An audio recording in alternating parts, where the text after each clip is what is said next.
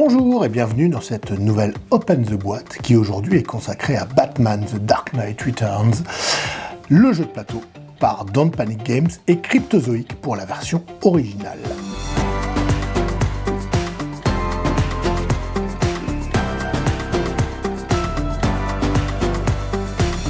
Donc ce jeu nous propose d'explorer la légendaire série œuvre de Frank Miller, de Dark Knight Returns, à travers un jeu de plateau en solitaire qui va vous permettre de prendre le rôle de Batman à travers 4 livres, donc qui sont 4 grands scénarios qui vont finalement brosser le portrait, enfin en tout cas brosser toute l'histoire du Dark Knight, de mémoire le premier volume. Donc voilà, c'est un jeu luxueux, magnifique, qui est une adaptation extrêmement fidèle aux comics, au matériel d'origine, et qui, une fois la campagne finie, propose un mode 2 joueurs qui va vous permettre de vous affronter avec un de vos camarades, un de vos amis, avec l'un des joueurs qui contrôlera bien sûr les ennemis de Batman et l'autre contrôlera Batman. Donc on va voir un petit peu de quoi il en retourne, ce que contient ce magnifique fourreau, je ne le dirai jamais assez, donc c'est bien un fourreau. Et puis je vais vous expliquer un petit peu rapidement, brosser le portrait de ce jeu d'exception, aussi bien visuellement que ludiquement. Et donc on se retrouve dans ce coffret, dans ce fourreau, avec 2 boîtes. L'une consacrée aux figurines du jeu et l'autre à tout le matériel qui va vous permettre de jouer. Donc commençons par le premier fourreau. Et alors c'est des boîtes absolument sublimes. Alors ça brille bien sûr puisque c'est du vernis sélectif et ça s'ouvre avec un petit volet magnétique pour dévoiler les figurines. Donc là, on est quand même dans du matériel extrêmement luxueux, des superbes figurines qui représentent bien sûr les héros et les ennemis de Batman. Et donc on a toutes les figurines des personnages du jeu, vous les verrez à la fin de cette vidéo, mais vous avez Batman, les alliés de Batman, on a Superman, puisqu'à un moment il apparaîtra dans l'histoire, le commissaire Gordon, le Joker, bref, tous ces personnages que vous avez pu découvrir si vous avez lu la BD éponyme, et sinon l'histoire va vous guider à travers tous ces intervenants. Il n'y en a pas énormément. Dans la boîte, vous verrez, parce que là, ce qu'on vous présente aujourd'hui, et la boîte que vous allez trouver dans notre magasin, c'est bien entendu celle de luxe. Il y a aussi des standees en carton pour la version dite de base. Mais avec un matériel de cette qualité, il serait dommage de se priver du plaisir de manipuler ces magnifiques figurines, vraiment. Vous trouvez à peu près comment elles se rangent, mais voilà. On va mettre ça de côté, on va regarder maintenant ce que contient la boîte du jeu, qui est cette seconde boîte où se trouve tout le matériel du jeu et à nouveau le petit clapet magnétique pour l'ouvrir. On a des livres de règles qu'on pourrait qualifier de oversized avec une couverture du plus bel effet. Il y en a plusieurs. Pourquoi ? Dans le premier, vous allez retrouver les règles de base, ainsi que les règles du livre 1, qui est le premier chapitre de l'histoire du Dark Knight. Donc tout est expliqué avec la description du matériel de jeu, donc ça va être le plateau, je vous le montrerai après. Des exemples, donc c'est écrit gros, bien sûr, il ne faut pas se laisser, entre guillemets, intimider par la taille ou le format du livre. C'est très très bien expliqué, avec des magnifiques doubles pages qui vont vous guider. On remarquera quand même, alors là c'est l'un des points forts de ce livre, le nombre d'exemples qui le parsèment. Et ça va résolument aider à la compréhension des règles. Tout y est, vous avez tout. Des exemples de partout, des tables qui récapitulent. Le jeu est relativement simple, assez structuré, mais vous allez voir, il y a des aides de jeu qui aident réellement à suivre la structure. Donc vous avez tout ce qu'il vous faut là, ainsi que la mission, le livre 1, qui va vous décrire les règles spécifiques à ce premier chapitre, ce qu'il faut faire. Dans ce premier chapitre, vous serez à la poursuite de double face qu'il va falloir retrouver.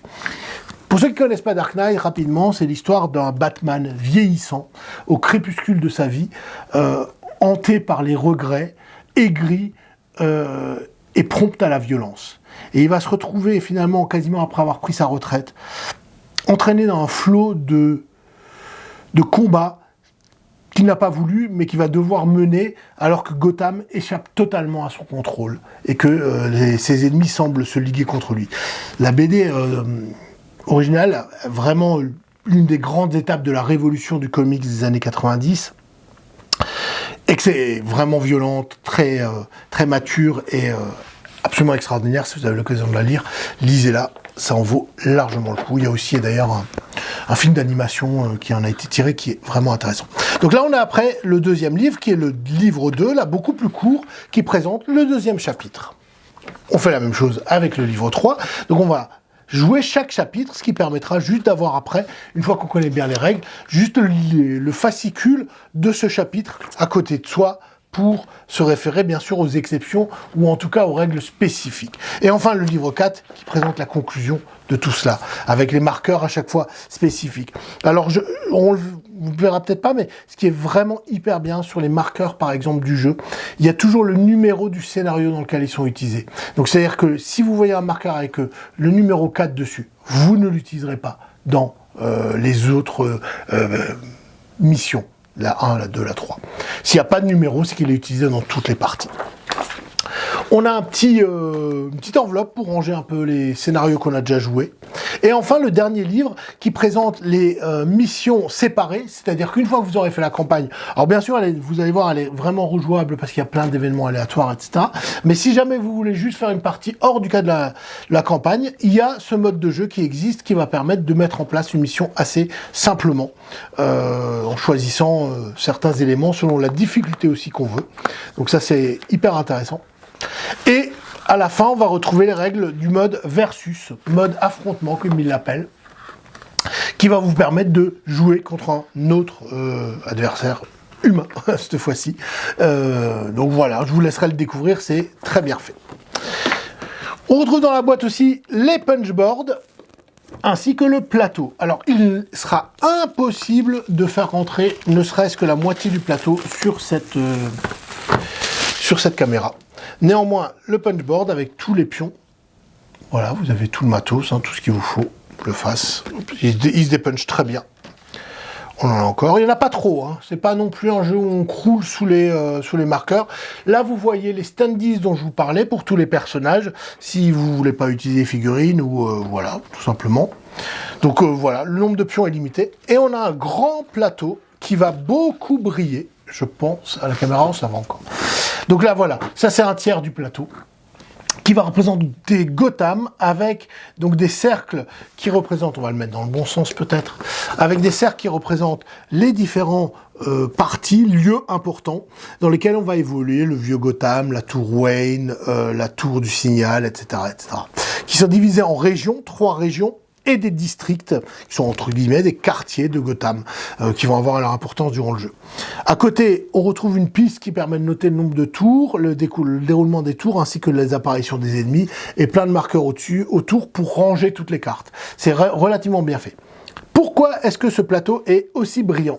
Eh bien parce que vous allez écrire dessus. Mais ce n'est pas un jeu Legacy. Oups, je prends le stylo. Il est fourni dedans. Vous allez pouvoir écrire, hein, ça s'efface très facilement, voilà, hop, ça ne laisse aucune trace. Et en fin de compte, pendant la partie, pendant les missions, notamment la mission 3 et 4, le plateau va être changé. Et pour ça, vous allez utiliser ce marqueur qui est fourni. Par exemple, vous voyez qu'il y a des lésions, des liaisons entre les différents endroits, et ben de nouvelles peuvent apparaître. Ou alors, certaines peuvent être détruites, etc. Et donc, le plateau va être annoté, mais juste pour la mission, pour représenter le chaos et la manière dont Gotham va être défiguré par les actions des vilains auxquels s'oppose Batman. Et pour cela, vous aurez ce marqueur. Donc voilà pourquoi. Tout simplement, il est fourni avec, et le plateau est si brillant puisque il est effaçable. Qu'a-t-on encore dans ce? Alors il y a plein de cartes, toutes proportions gardées. D'abord un petit sac pour ranger tous les dés et tout ça, c'est rigolo. Les pions pour les standees, des cartes. Alors là je vous avais dit qu'il y avait des cartes de résumé, ben voilà, c'est des grandes cartes de ce format-là qui vont vous donner toutes les informations sur le tour de jeu. Voilà, résumé de la manche, etc. Ainsi que les cartes de scénario qu'on va pas. Et il y a un petit côté Legacy à ouvrir quand vous avez fini le livre 4. Et Moult cartes. Alors on va pas les détailler, on va montrer un peu à quoi ça ressemble les cartes. Voilà, on a des cartes de personnages. Alors ce qui est intéressant, par exemple, on a une carte de Batman pour chaque scénario, parce que lui aussi va évoluer au fur et à mesure des scénarios. Donc vous avez Batman, vous avez Indel. Alors bien sûr, vous les reconnaîtrez si vous avez lu la BD. Ça c'est le Joker et ses petits-enfants, le Joker, Batwing, les véhicules, des cartes événements. Alors je ne vais pas rentrer en détail dans le système de jeu, mais globalement, très rapidement. Le tour de jeu se déroule en plusieurs étapes. La première étape, c'est de révéler un certain nombre de cartes. Et c'est l'un des twists extrêmement intéressants du jeu. Au début du tour, on va révéler un certain nombre de cartes, comme celle-là.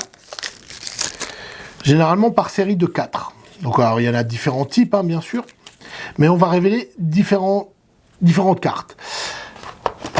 Parmi ces cartes, on va en choisir une qui va devenir un événement. Et les autres vont aller soit dans la réserve de combat, si c'est une carte combat, ou dans sa main, si c'est une carte d'enquête. Et ce qui est intéressant, c'est que vous allez avoir toujours le choix entre 3 cartes. Une qui ira dans une pile d'événements que vous allez subir, puisque les cartes sont divisées en 2 parties. Une partie, leur effet, et une partie, l'événement. Et les autres qui iront dans votre main. Donc même déjà dans l'installation du tour, il y a des choix de tactiques à faire. Ensuite, Batman va pouvoir agir, il va devoir faire des choix sur ses méthodes de déplacement, combattre des ennemis, notamment les mutants, essayer d'investiguer dans le premier scénario, et ce n'est pas divulgacher quoi que ce soit, il va falloir recueillir des pions indices pour découvrir où se cache Double Face pour aller l'affronter. Donc il y a plein de choses à faire. On a des alliés, par exemple, dans le premier scénario, vous avez Commissaire Gordon, qui a ses propres règles de déplacement. Il y a la presse aussi, qui peut poser problème. On va devoir parfois affronter la police, parce que elle se met sur le chemin du Chevalier Noir, et vieillissant, le Chevalier Noir, en fait, n'a plus trop envie de composer ou d'être dans la concession ou le compromis. Donc voilà. Donc ça, vous avez moult cartes pour tout cela. On a des dés d'excellente facture, et extrêmement originaux. D'abord, tous les dés des ennemis qu'on a, il y en a plein différents. Donc des bleus, des dés rouges, des dés à 8 faces, enfin bref. Vous avez largement de quoi faire. Selon les ennemis, ils vont lancer certains types de dés quand on les affronte. Et les dés de Batman, qui sont des batarangs. Et qui ont vraiment la forme de batarang. Il y a plusieurs types de dés, et en fait on va les lancer pour obtenir des effets. Mais effectivement, c'est des batarangs, et ils vont dans la batte-ceinture, et au fur et à mesure que vous les utilisez, ils rejoignent la batte-ceinture qui doit être rechargée par moment en batarang. Donc voilà, ça contribue réellement à l'immersion dans le jeu.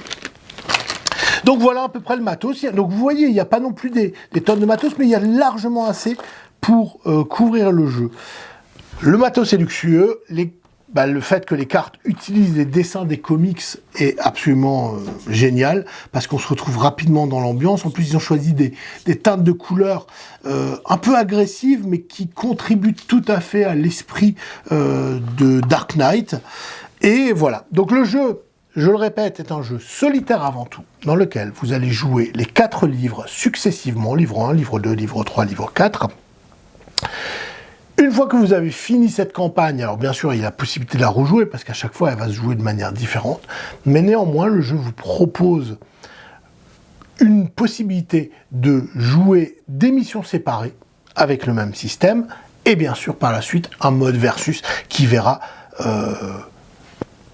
votre expérience s'opposer à celle d'un autre joueur. Donc voilà. Donc il y en a certainement pour des heures et des heures de jeu. Moi, c'est un gros coup de cœur, si ce n'est visuellement, parce que je suis un grand fan de Dark Knight. Donc, je vous invite à essayer de le découvrir. Il est disponible en vente dès maintenant. C'est une édition limitée. Une fois que c'est épuisé, vraisemblablement, il n'y en aura plus, en tout cas pour la France. Donc voilà, on en a un certain nombre, mais je pense pas que ça restera très longtemps sur les étals.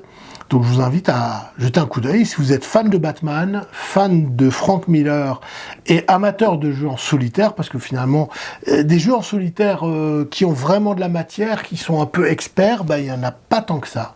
Et saluons donc l'arrivée de ce Batman dans notre verte contrée. Voilà, je vous dis au revoir, je vous souhaite de bons jeux, et pensez bien au Chevalier Noir. À bientôt!